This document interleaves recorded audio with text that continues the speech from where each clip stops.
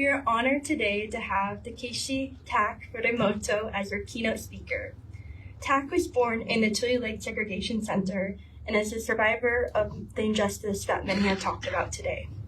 After his family was released, they moved temporarily to Hiroshima, where his extended family and classmates were hibakushu, or victims of the atomic bomb. He serves as the founder of New York Hiroshima Organization, where he remains as an honorary chairman. He's also a lifetime member of JAVA, having volunteered in the U.S. Army as a commissioned Army intelligence officer during the Vietnam War and was awarded a bronze medal. After the war, he and his wife Carol, who has joined him here today, can we give a round of applause for Carol?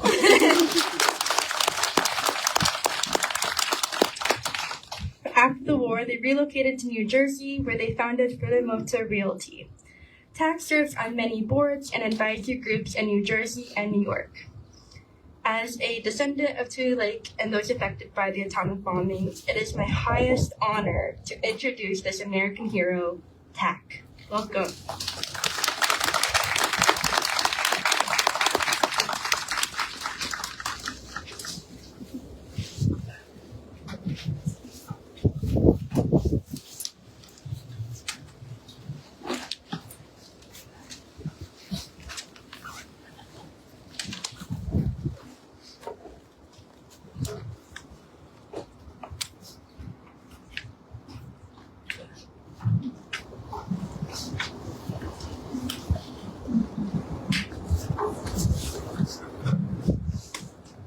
Or am I short? Good morning. Morning. It is an honor to be here. Today, I just wanted to show off my jungle fatigue where I fought 55 years ago. Did you know this is the original? My trouser, I was 28 waist. Now I'm 36. I had to put this one together.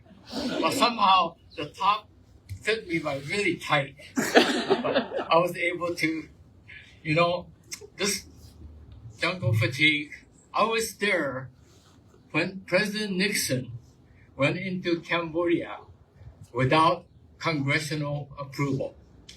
And I was right there, forward and center, protecting the Highway 1 near Bears Peak, right on the Cambodian border. And later, President Nixon was forced to resign. I hope this does not happen again.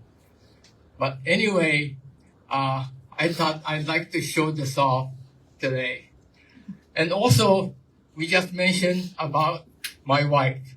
I won't be standing here this morning without her. I just want to not only recognize her, I want her to come up, because she is my security blanket. Would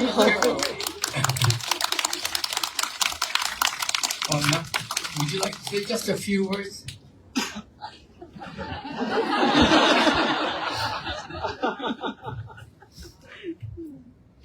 Thank you for coming. It's been a pleasure for us to drive down from New Jersey. And it's an honor for my husband and myself to be here. Thank you.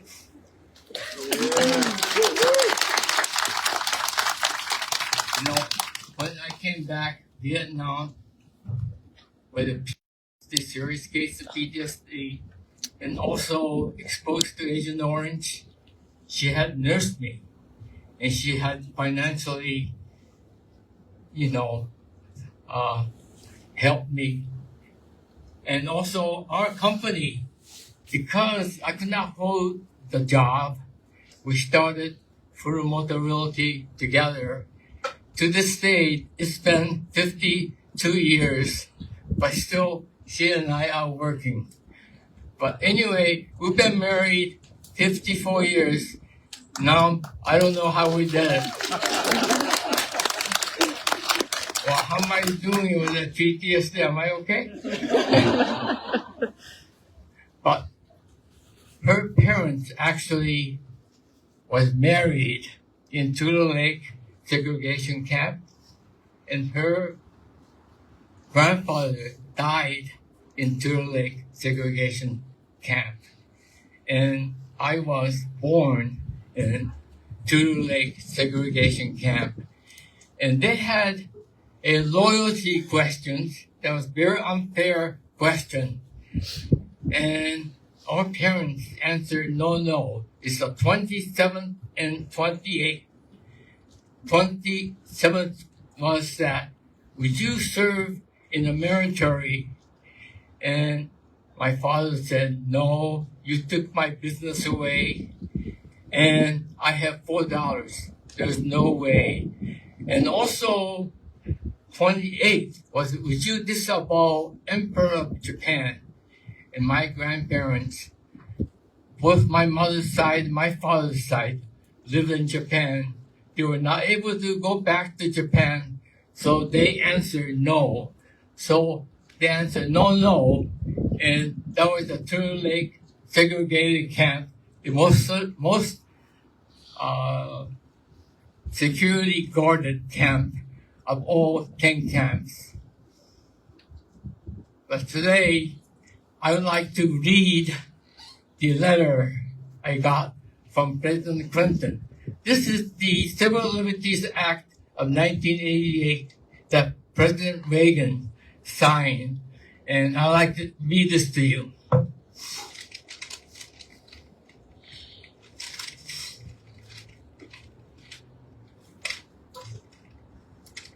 White House.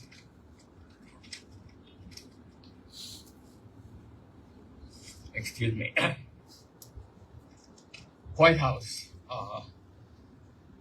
October 1st, 1993. The reason why I got this letter because I was one of the last surviving members of the camp.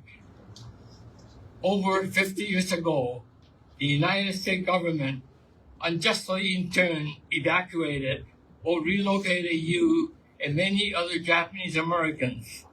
Today, on behalf of your fellow Americans, I offer sincere apology to you for the action that unfairly denied Japanese Americans and their families fundamental liberties during the World War II. In passing the Civil Liberties Act of 1988, we acknowledge the wrongs of the past and offer redress to those who endure such grave injustice. In retrospect, we understand the nation's actions were rooted deeply in racial prejudice, wartime hysteria, and lack of political leadership. We must learn from the past and dedicate ourselves as a nation to renewing the spirit of equality and the love of freedom. Together, we can guarantee a future with liberty and justice for all. You and your family have my best wishes for the future. Bill Clinton. It took about 6 years to pay us the $20,000 reparation and this apology letter. But you know what? The 60% who had to really needed to read this letter had passed away. They were not able to read this letter. And the $20,000, you know, how in the world can you replace 4 years of your lives just being a Japanese heritage? This is really injustice. And you know something? After 84 years, it is happening again in the United States. But, you know, I have to give people in Minneapolis a lot of credit for standing up and safeguarding our Constitution. And, you know, an ice station disappeared. You know who did it? It's us. It is us who ruled our country. And we must continue to be proactive. It is us who can make decisions. And we must continue to do this. You know, I just wanted to mention my father. He only had 8th grade education. he attended segregated school, Florence, near Sacramento, California. I didn't know the Japanese Americans were in a segregated school, but he did attend segregated school, and he only had 8th grade education. But he had street smarts, and he really made it in 1938. But all his effort was taken away when President Roosevelt signed the Executive Order 9066 with a flick of a pen and incarcerated 120,000 people like us. But my father, he never forgot. America does give an opportunity, even though he only had 8th grade education. But us siblings were able to dream our American dream. My sister became a doctor, and my other sister at age 28 went back to school and became high school teacher, and he believed in this opportunity. But this opportunity is only good if you are very proactive. And today, with No King protests, 3,000 events such as this is taking place in the United States. And finally, people in the United States are safeguarding our Constitution. I'm so happy that it is happening. Whatever happened to us, it is a sacrifice. This particular ground, for our family, it is a sacred ground. With that sacrifice.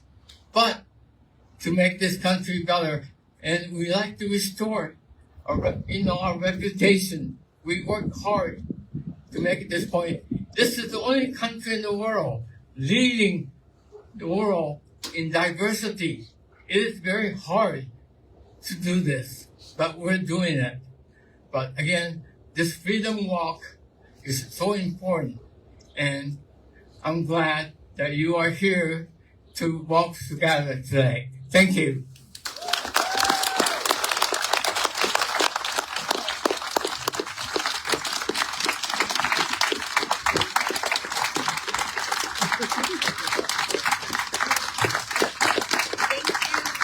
Thank you so much, Tak, for your remarks. Thank you, Carol, for yours. Can we get another round of great applause for them? Thank you. We have a small token of appreciation, and it's a copy of the recently published book called Light One Candle, donated by committee member Shirley Higuchi and the Heart Mountain Wyoming Foundation.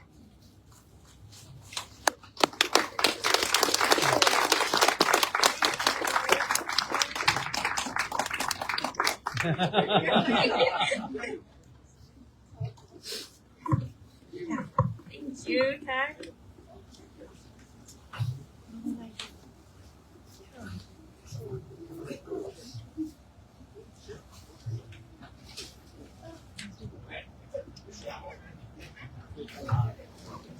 Thank you so much, Tak and Carol.